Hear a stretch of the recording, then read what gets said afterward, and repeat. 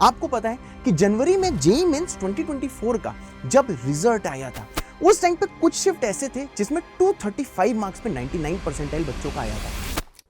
Hello बच्चों, कैसे हैं आप लोग? उम्मीद एकदम मस्त होंगे, जबरदस्त होंगे। आपका बहुत बहुत स्वागत है अनअकैडमी जेईई चैनल में। मैं हूं आपका एमएसएम सर और आज टाइटल आप देख रहे होगे, इसका रिवील मैं 2 मिनट में करने वाला हूं। जैसा कि आपको पता है कि जेईई मेंस 2024 में एनटीए ने ढेर सारे टॉपिक्स हटा दिए थे, डिलीट कर दिए थे from the syllabus of JEE Mains. Physics से बहुत सारे टॉपिक हटाए गए थे, ऐसे केमिस्ट्री से बहुत सारे टॉपिक हटाए गए थे, ऐसे ही मैथ्स के ढेर सारे टॉपिक हटाए गए थे। ये वीडियो हम क्यों बना रहे हैं, क्या रीजन है बच्चों? जैसा आपको पता है कि शाम को मैंने देखो ये वीडियो अपलोड किया था, सीक्रेट शीट लीक इसी चैनल में किया था। अगर ये वीडियो आपने नहीं देखा है तो देखो ऊपर एक लिंक आ रहा है, क्लिक करो और ये वीडियो जाके देख लो। इस वीडियो को बनाने के बाद मुझे समझ में आया, क्योंकि बहुत सारे बच्चे भी मुझसे क्वेश्चन ये पूछ रहे थे कि क्या सर जेईई मेंस 2025 में भी सिलेबस रिड्यूस होगा? तो यार ये पॉइंट दूर करने के लिए मैं आया हुआ हूं और बहुत सारे फैक्ट्स के साथ, बहुत सारे रीजंस के साथ आपको ये बताने वाला हूं कि आखिर सिलेबस अगर रिड्यूस होता है तो क्यों होगा और सिलेबस अगर रिड्यूस नहीं होता है तो क्यों नहीं होगा। वीडियो को बहुत ध्यान से देखना। जैसा कि आपको पता है कि सेट रिलेशन एंड फंक्शंस में कोई भी चेंज नहीं था। ये सिलेबस है जेईई मेंस 2024 का, इस साल का नहीं है। बहुत ध्यान से मेरी बात को सुनिएगा। कॉम्प्लेक्स नंबर, क्वाड्रेटिक इक्वेशन में से square root of a complex number हट गया था, ट्रायंगुलर इनइक्वालिटी हट गया था, मैट्रिक्स डिटरमिनेंट में से प्रॉपर्टीज ऑफ डिटरमिनेंट हटा दिया गया था, एलिमेंट्री ट्रांसफॉर्मेशन हट गया था, पीएनसी में कोई चेंज नहीं था, इंडक्शंस को रिमूव कर दिया गया था। वैसे भी इंडक्शन रिमूव करने लायक ही है, मैथमेटिकल इंडक्शन से सवाल आता ही नहीं है।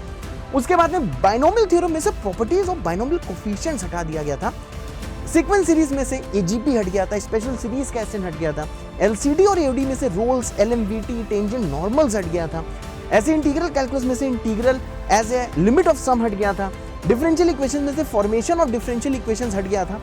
ऐसे भी कोऑर्डिनेट ज्योमेट्री में से ढेरों टॉपिक हटे थे, 3D ज्योमेट्री में से भी ढेरों टॉपिक हटे थे, वेक्टर अलजेब्रा में से भी ढेरों टॉपिक हटे थे, स्टैटिस्टिक्स एंड प्रोबेबिलिटी में से भी ढेरों टॉपिक हटे थे, ट्रिग्नोमेट्री में से हाइट एंड डिस्टेंस हटा था, मैथमेटिकल रीजनिंग कंप्लीटली हट गया था।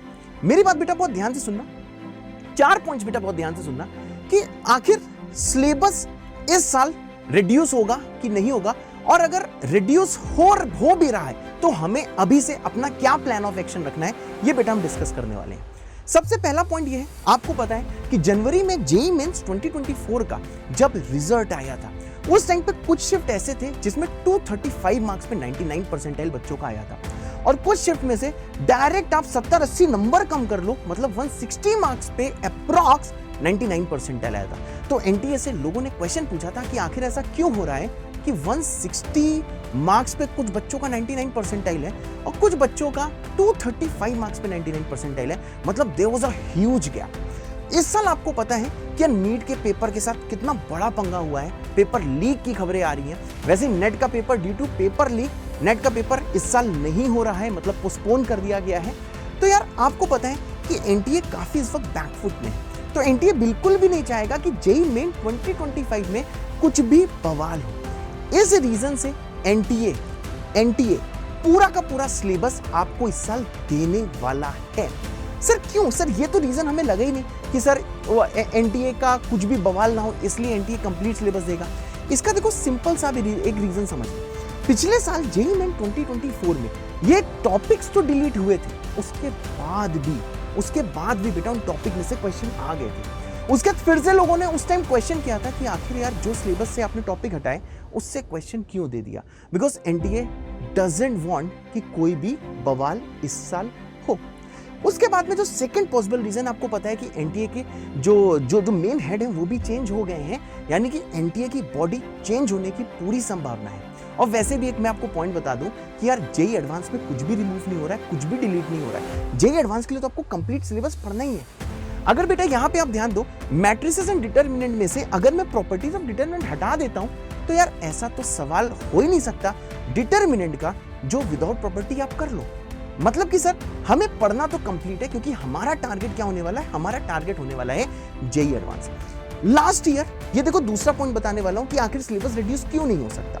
लास्ट ईयर बहुत सारे ऐसे बच्चे थे जो कि लॉकडाउन के टाइम जिनका क्लास 11th हुआ था, तो एनटीए का कहना था कि यार लॉकडाउन के कारण उनकी पढ़ाई अच्छे से नहीं हो पाई है, इसलिए हम सिलेबस को रिड्यूस कर रहे हैं। इस साल जो बच्चे एग्जाम दे रहे हैं उनका 11th लॉकडाउन ईयर में नहीं हुआ है। इसीलिए बहुत ही कम चांसेस है कि सिलेबस रिड्यूस किया जाए।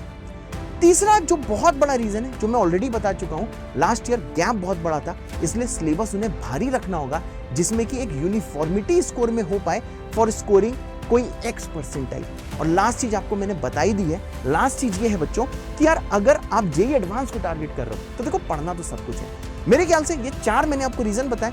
आई डोंट नो ये परफेक्ट रीजन है कि परफेक्ट रीजन नहीं है, लेकिन ये मैं आपको बताना चाहता हूं, जो आपने मुझसे क्वेश्चन पूछे थे कि सर कैसे पढ़ाई करनी है, तो इसका देखो कंक्लूजन यही है कि यार अगर आप सीरियस स्टूडेंट हो, जेईई मेंस 2025 को टारगेट कर रहे हो, तो यार पढ़ना तो आपको सब कुछ ही है, कुछ भी नहीं छोड़ना है। मेरे ख्याल से आपको क्लैरिटी आ गई होगी। अगर क्लैरिटी आ गई है तो नीचे बेटा कमेंट कर देना क्लियर विद अ दिल। मैं समझ जाऊंगा कि हाँ हमारे बच्चों का एक बड़ा कंफ्यूजन दूर हो गया है।